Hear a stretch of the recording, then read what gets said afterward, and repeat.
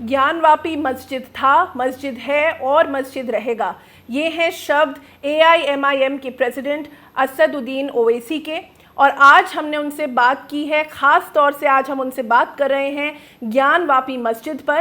किस तरह से 1991 का लॉ जो प्लेसेस ऑफ वर्शिप एक्ट है, क्या सरकार उसको दरकिनार करके एक माहौल ऐसा तैयार कर रही है जिससे ज्ञानवापी पर ही नहीं बल्कि देश भर के मस्जिदों पर और मुस्लिम आइडेंटिटी पर एक लगातार खतरा बना हुआ है। तो इन्हीं पूरी बातों पर आज हम चर्चा करेंगे ओवैसी साहब से, जिन्होंने हमें ज्वाइन किया है इस स्पेशल कॉन्वर्सेशन के लिए। तो मैं बहुत बहुत स्वागत करना चाहूँगी आपका कि आपने समय निकाला और बात की। ओवैसी साहब, सबसे पहला मेरा सवाल आपसे यही है कि ज्ञानवापी मस्जिद पर एक पूरा एक नैरेटिव तैयार किया जा रहा है, एक स्क्रिप्ट तैयार की जा रही है, और जिस तरह से हमने अयोध्या के केस में देखा था, बाबरी मस्जिद के केस में देखा था, उसी तरह की एक स्क्रिप्ट नज़र आ रही है। तो लॉ के संदर्भ में स्पेशली जब हम 1991 के एक्ट की बात करते हैं, प्लेसेस ऑफ वर्शिप एक्ट की बात करते हैं, तो किस तरह से आप देख रहे हैं पूरे सिचुएशन को, और ख़ास तौर से जो सुप्रीम कोर्ट ने बोला है उसको भी? देखिए, पहले सुप्रीम कोर्ट के ऊपर आपने पूछा तो उसका जवाब देता हूं। सुप्रीम कोर्ट ने लोअर कोर्ट के ऑर्डर का कंप्लीटली स्टे नहीं दिया, तो जरा मुझे ताज्जुब भी है और थोड़ा डिसअपॉइंटमेंट भी है। सुप्रीम कोर्ट ने ये कहा कि उसमें नमाजियों की तादाद 20 नहीं होगी, बल्कि जितने पहले पढ़ते थे पढ़े जाएंगे।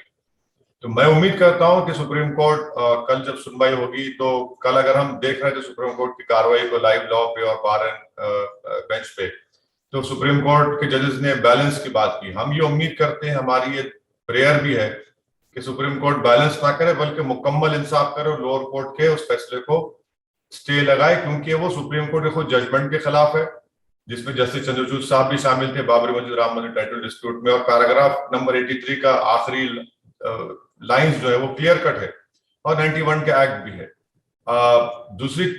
दूसरा आपका सवाल का हिस्सा ये है कि ये एक मुकम्मल मंसूबे के तहत काम हो रहा है। जब बाबरी मस्जिद के टाइटल डिस्प्यूट का जजमेंट आया था, उसी वक्त मैंने अपने अप्रीहेंशन का इजहार किया था कि वो फैसला एक कामयाबी है, विक्ट्री है फेथ की फैक्ट्स के ऊपर। और मैंने ये कहा था, ऑन रिकॉर्ड कहा था कि इस जजमेंट के बाद कई और मसले खुलेंगे, उलझेंगे। तो अफसोस के साथ कहना पड़ रहा है कि मैं किसी हद तक सही साबित हो रहा हूं। तो इसलिए आप देखते हैं कि 2 दिन पहले मथुरा के मामले में केसेस डाले गए, आप टीरी वाली मस्जिद लखनऊ का मसला है, और सबसे बड़ी बात यह कि RSS के बड़े बड़े लोग, बीजेपी के बड़े बड़े लोग इस बात को मानते हैं, कहते हैं, अपने वेबसाइट पर लिस्ट है बाकायदा 50,000 जायद मसाजिद की। तो ये मसला खत्म होने वाला नहीं है। तो इसका बेहतर हल ये कि once and for all supreme court जो है ये कह दे कि 91 का एक्ट सुप्रीम है और उसमें कोई नेचर और कैरेक्टर को चेंज नहीं किया जाएगा। बड़े अफसोस के साथ कहना पड़ रहा है कि उस लोअर कोर्ट के ऑर्डर से जो एरिया को सील किया गया, वो तो नेचर एंड कैरेक्टर को कंप्लीटली चेंज कर देता है। बिल्कुल। और इस पूरे संदर्भ में एक नैरेटिव ये भी क्रिएट किया जा रहा है कि मुग़लों को और इस इतिहास का इस्तेमाल करके ख़ास तौर से जो आम मुसलमान है उसे डीमोनाइज़ किया जा रहा है, चाहे वो मेन स्ट्रीम की टेलीविज़न डिबेट्स हो या पॉलिटिकल पार्टीज़ के जो मेन स्ट्रीम पॉलिटिकल पार्टीज़ हैं उसके लोग हैं वो इस तरह की टिप्पणियाँ कर रहे हैं। तो एक आम मुसलमान की पोजीशन इस पूरे एक बड़े नैरेटिव में, चाहे वो जो वायलेंस हुआ है रामनवमी के बाद, चाहे जब इस तरह की एक कंट्रोवर्सी, लीगल कंट्रोवर्सी भी क्रिएट कर दी जाती है ज्ञानवापी को लेकर या कुतुब मीनार को लेकर, तो आप एक आम मुसलमान को फिलहाल हिंदुस्तान में किस तरह से देख रहे हैं और क्या मैसेज जा रहा है उनको? देखिए, बीजेपी मुसलमानों के खिलाफ नफरत को इंस्टीट्यूशनलाइज कर दिया है। बीजेपी ने मुसलमानों के खिलाफ एक ऐलान जंग कर दिया है, और हमारे हिंदू भाइयों को बीजेपी बता रही है कि मुगलों की वजह से सब देश में परेशानियां और तकालीफ है। मगर जितने बड़े काबिल लोग हैं, पढ़े लिखे लोग हैं, और मैं भी उनकी इज्जत करता हूं, मैं ये बता दीजिए क्या भारत सिर्फ 1000 साल पहले जो पर्शिया से और अरब वर्ल्ड से लोग आए या फिर मंगोल से आए, तो क्या भारत उसी से बना? क्या 50,000 साल पहले अफ्रीका से लोग नहीं आए थे भारत को? क्या 40,000 साल पहले ईरान से, पर्शिया से किसान नहीं आए थे? क्या स्टेप से लोग नहीं आए थे?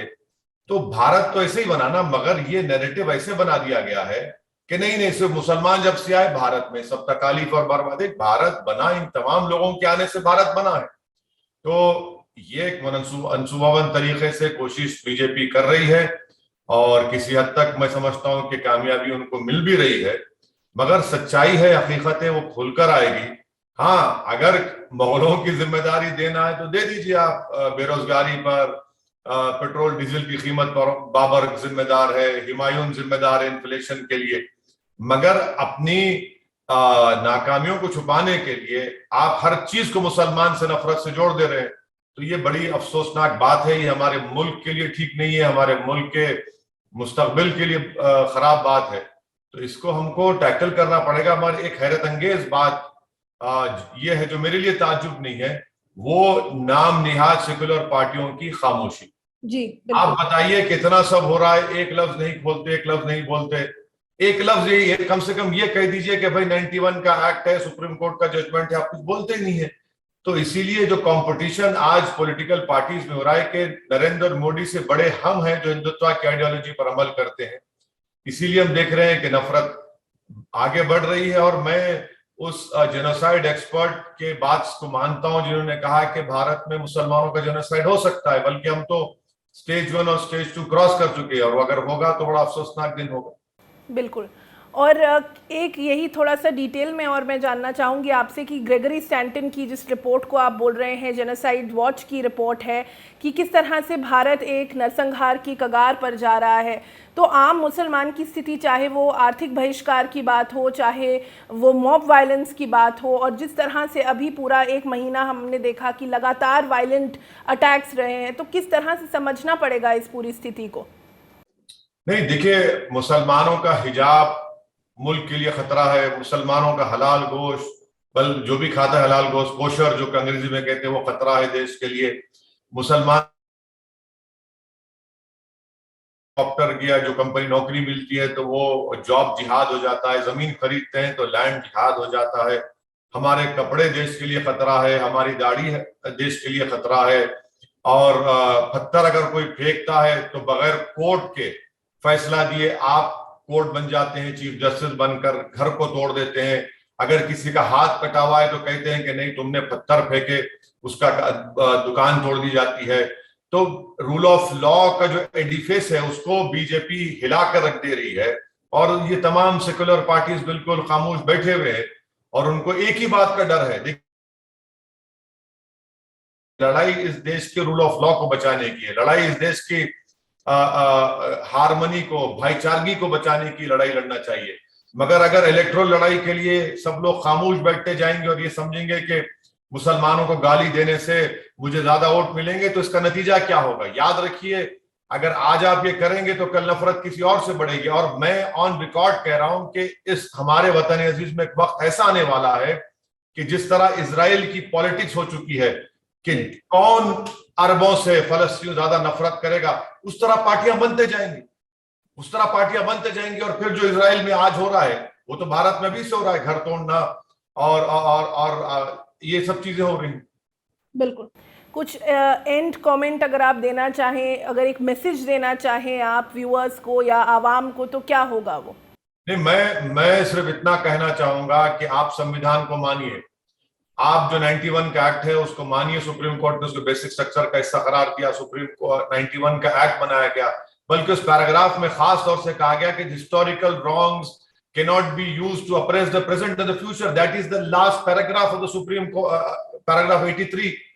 जी। आप अगर 1000 साल पहले जाएंगे तो फिर जाइए, बौद्ध मजहब के स्तूपाओं को आपने तोड़ा था, जैन के मंदिरों को हमने तोड़ा था, कहां कहां जाकर रोकेंगे आप प्रेजेंट में देखिए।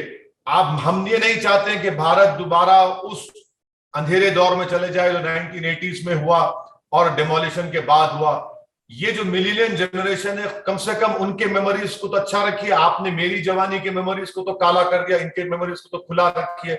और देश में जो अमन है, भाईचारगी का माहौल, उसको मजबूत करना है। जो मुसलमानों से नफरत की बातें कर रहे हैं, हम उम्मीद करते हैं कि देश के जो लोग हैं वो इन चीजों को समझेंगे और इस नफरत की जो तूफान जो खड़ा किया जा रहा है, इसके रुख को मोड़कर देश में अमन और पुरअमन फिजाओं को फिर से बहाल करेंगे। बहुत बहुत शुक्रिया ओवैसी साहब, थैंक यू। द वायर के और वीडियोस देखने के लिए सब्सक्राइब करें और बेल आइकन पर क्लिक करें। स्वतंत्र पत्रकारिता की आर्थिक मदद करने के लिए डिस्क्रिप्शन में दिए गए लिंक पर जाएं और अपनी राशि चुनें।